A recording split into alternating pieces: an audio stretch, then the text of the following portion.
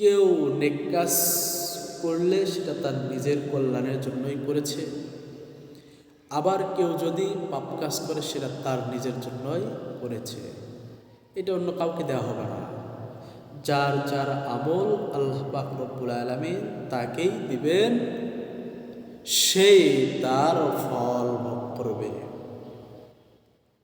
যদি ভালো কাজ করেন তাহলে ভালো কাজের ফল ভক্ষণ করবে, যদি খারাপ কাজ করেন তাহলে খারাপ কাজের ফল ভক্ষণ করবে। যে ইচ্ছা করনা ইচ্ছা ভরনা, না মানে তো করকে দেখ, জান্নাত বিহাই জাহান্নাম বিহাই, না মানে তো করকে দেখ।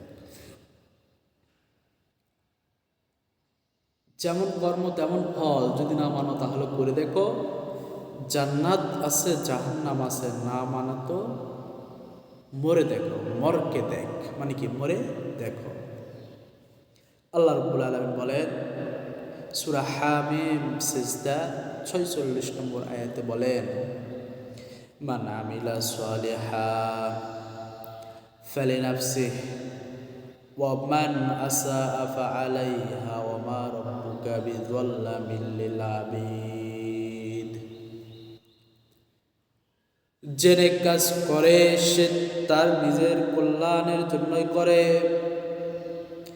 আর যে বদ কাজ করে, খারাপ কাজ করে, পাপাচার পাপ কাজ করে, তা তার নিজের জন্যই করে, তার নিজের উপরেই বর্তাবে, অন্য কারো উপরে নয়।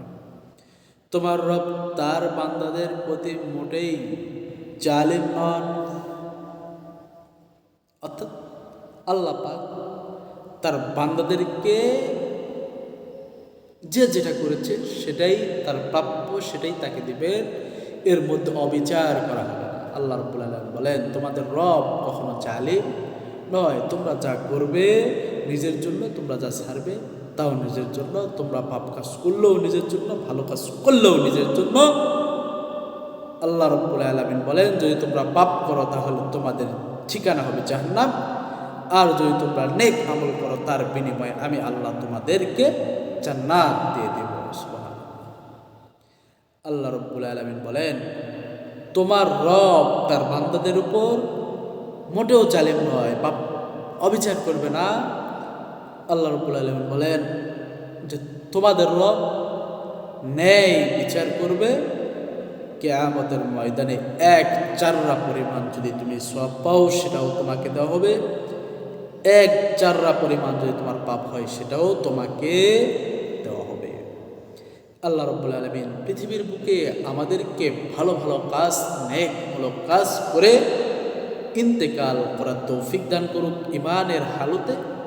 আল্লাহ রাব্বুল আলামিন আমাদের সকলকে আমাদের জিন্দেগিটা নেক দ্বারা পরিপূর্ণ করে দিক।